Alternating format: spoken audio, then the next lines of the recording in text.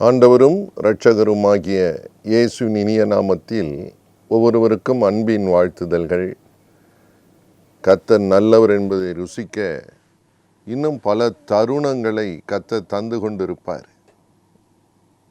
இன்றைக்கும் நம்முடைய தியானத்திற்கென்று உபாகமத்தின் புத்தகம் 32ஆம் அதிகாரம் 12, 13 வசனங்களை கவனிக்கும்படி விரும்புகிறேன். வேதம் இப்படி சொல்லுகிறது: கர்த்தர் ஒருவரே அவனை வழி நடத்தினார், அந்நிய தேவன் அவரோடே இருந்ததில்லை. பூமியில் உள்ள உயர்ந்த ஸ்தானங்களின் மேல் அவனை ஏறி வர பண்ணினார், வயலில் விளையும் பலனை அவனுக்கு புசிக்க கொடுத்தார். கன்மலையில் உள்ள தேனையும் கற்பாறையிலிருந்து வடியும் எண்ணெயையும் அவன் உண்ணும்படி செய்தார். கர்த்தருக்கு பிரியமானவர்களே, கடினமான நேரங்களிலே கடந்து போகிற நமக்கு ஒரு நம்பிக்கை தரும் வாக்குத்தத்தம்: கர்த்தர் ஒருவரே அவனை வழி நடத்தினார்.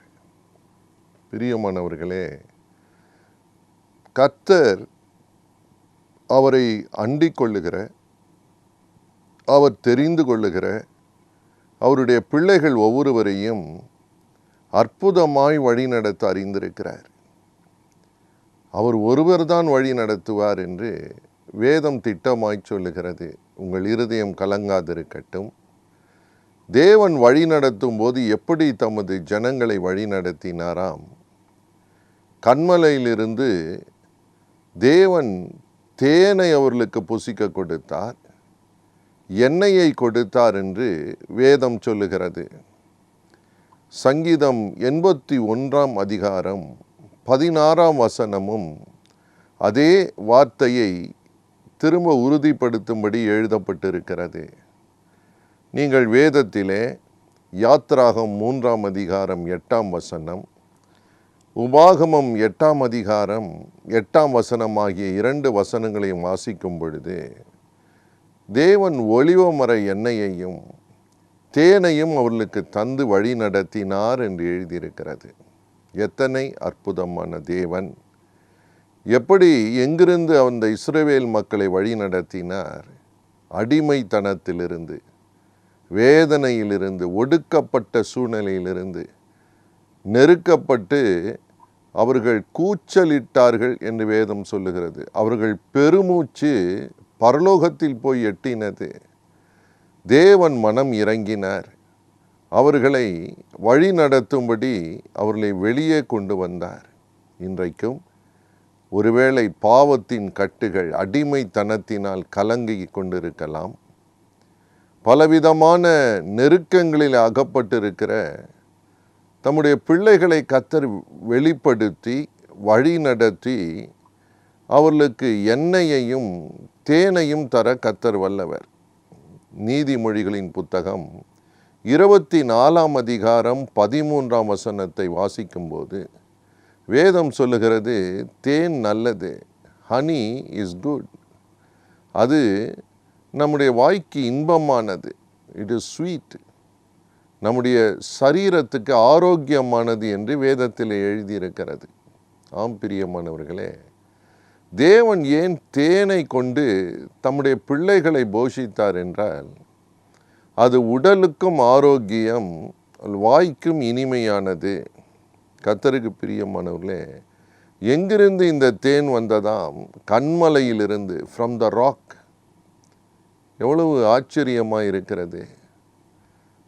ஒரு மலையிலிருந்து, ஒரு கல்லான இடத்திலிருந்து எப்படி தேன் வரக்கூடும்? ஆனால் நம்முடைய தேவன் அதிசயங்களின் தேவன். It's a god of impossibilities.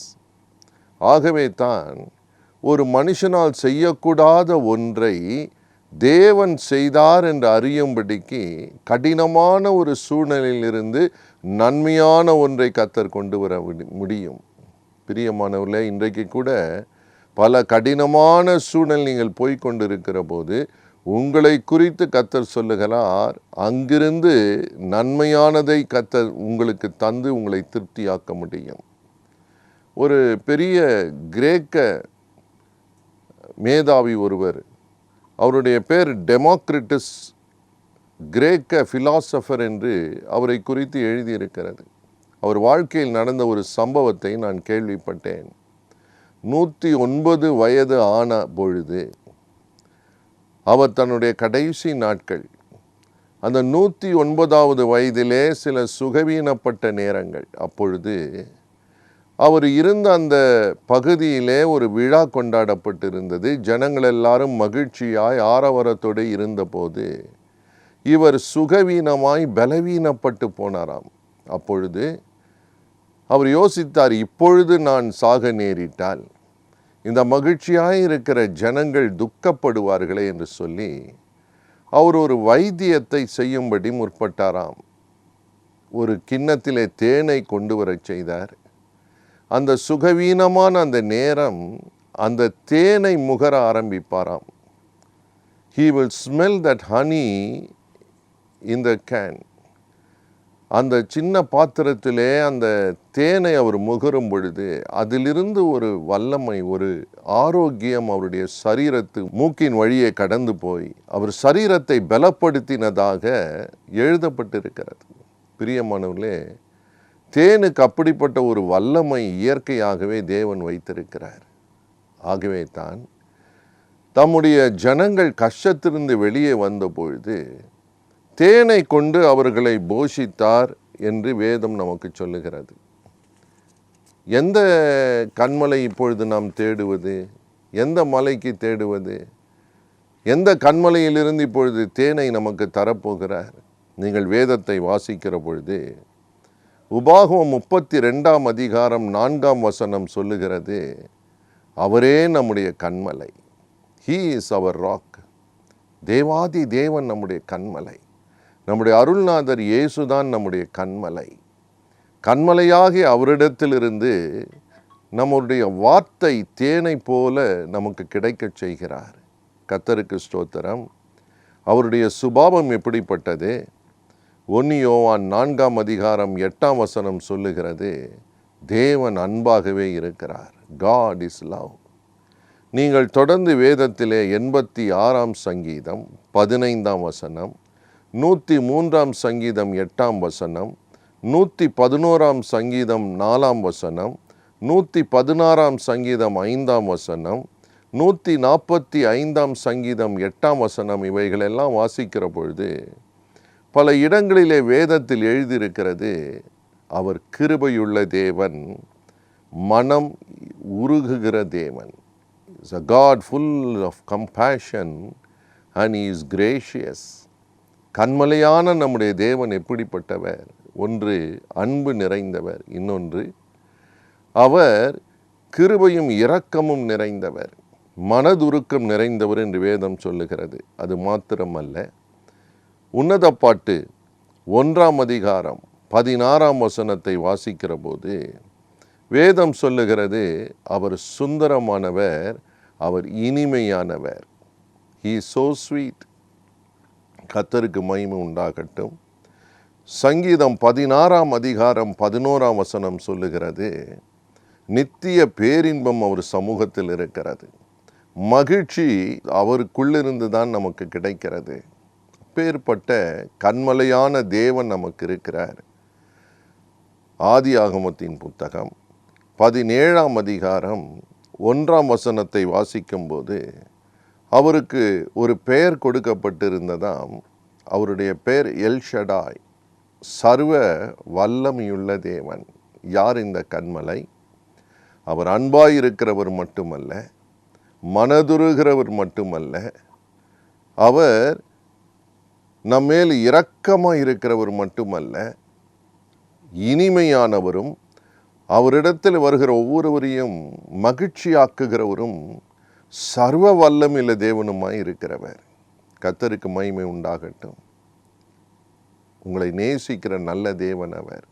அன்பார்ந்த சகோதரனே, சகோதரியே, பலவிதமான நெருக்கத்தில் இருந்து உங்களை வெளியே மீட்டு கொண்டு வர வழி நடத்த வல்லமையுள்ள தேவன். என்னுடைய வாழ்க்கையிலே நான் மிகுந்த இக்கட்டிலே, தோல்வியிலே, கசப்பிலே, வருத்தத்திலே, தாழ்வு மனப்பான்மையிலே, மன சோர்வில் இருந்த காலங்களிலே தேவன் கிருபையாக என்னை தொட்டார். இந்த தேவன் தம்மை எனக்கு வெளிப்படுத்தினார். பாவ அடிமைத்தனத்திலிருந்து என்னை விடுதலையாக்கி இந்த ஆச்சரியமான ஆசீர்வாதமான வாழ்க்கைக்கு தேனை பருகும்படி வேதம் சொல்லுகிறது. அவருடைய வசனங்கள் தெளி தேனிலும் இன்பமானது. His words are so sweet.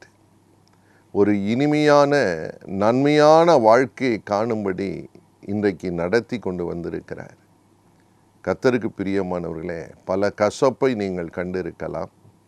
இன்றைக்கும் வியாதியின் நிமித்தம், போராட்டத்தின் நிமித்தம், கடனின் நிமித்தம், பொருளாதார இழப்பின் நிமித்தம், அல்லது நீங்கள் நேசித்தவர்கள் உங்களை விட்டு பிரிந்ததின் நிமித்தம் பலவித கசப்பான சூழ்நிலைகள் நீங்கள் கடந்து போய் கொண்டு இருக்கலாம். இன்றைக்கி கர்த்தர் உங்களோடு கூட பேசுகிறார். இந்த கன்மலையான தேவன் உங்களை மீட்டு கொள்ள வல்லவர், உங்களை ரட்சித்து தூக்கிவிட வல்லவர். கவலைப்படாதிருங்கள், அவர் உங்களை விசாரிக்கிறவர் என்று வேதம் சொல்லுகிறது. பரிசுத்தமுள்ள ஒரு தேவனிடத்திலே நம்மை தாழ்த்தி, நீர் என்னை வழி நடத்தும், நானே என்னை வழி நடத்தினது போதும், நீங்கள் மட்டும் என்னையும் என் குடும்பத்தையும் வழி நடத்தும் என்று ஒப்பு கொடுப்பீர்களானால் நிச்சயமாகவே ஒலிவ எண்ணெயும் தேனும் நிறைந்த ஒரு ஆசீர்வாதமான வாழ்க்கைக்கு, எதிர்காலத்துக்கு உங்களை நடத்த அவர் வல்லமையுள்ளவர். கர்த்தராலே எந்த மனுஷனையும் பிரகாசிக்க பண்ண முடியும். கவலைப்படாதிருங்கள். நாம் ஒன்றே ஒன்று செய்வோம், அவரை நம்புவோம், அவரையே நம்புவோம். இப்பொழுது ஜெபிக்க போகிறோம். கருத்தாய் அவரை நோக்கி கூப்பிடுவோம்மா. கண்களை மூடுவோம். இருக்கிற இடத்துல, கர்த்தாவே, கடினமான சூழ்நிலையிலே கடந்து போகிறேன். என் கண்ணீர் யாருக்கும் தெரியாது. என் மன வேதனை யாரிடம் நான் சொல்லுவேன்? என்னை வழி நடத்தும், உம்முடைய வசனத்தின்படியே எனக்கு செய்யும் என்று ஒப்பு கொடுப்போம். Thank you Jesus. நல்ல தகப்பனே, இப்பொழுதும் உம்மை நோக்கி கூப்பிடுகிற ஒவ்வொரு மேலும் இறங்குகிற தேவன். கர்த்தருடைய வலதுகரம் அமரட்டும். ஒவ்வொரு சகோதரனையும் சகோதரியும் வாலிப மகனையும் வாலிப மகளையும் இப்பொழுது தொடுகிறவர். தகப்பனே, உம்முடைய ஞானத்தினால் நிரப்பும், உம்முடைய பலத்தினால் இடைகட்டும். எல்லா கடன் பிரச்சனைகள், எல்லா பொருளாதார போராட்டங்கள் நீங்கட்டும். ஆண்டவரே, விசேஷமாய் பலவிதமான பிசாசின் போராட்டங்களினால், மாந்திரிக கிரியைகளினால் கஷ்டப்படுகிற ஒவ்வொருவர் மேலும் தேவனுடைய வல்லமையின் கரம் இறங்கட்டும். எல்லா கசப்பை நீக்கும்படி மதுரமான ஒரு சூழ்நிலைக்குள்ளே நடத்துங்க. கர்த்தருடைய விடுதலையாக்கும் வல்லமை இப்பொழுது இறங்குவதற்காய் ஸ்தோத்திரம். தொடுங்க தகப்பனே. உம்மை நோக்கி கூப்பிட்ட ஒவ்வொருடைய முகத்தையும், உம்மை நோக்கி பார்த்த ஒவ்வொருடைய முகத்தையும் நீர் பிரகாசிக்க பண்ணுகிறவர்.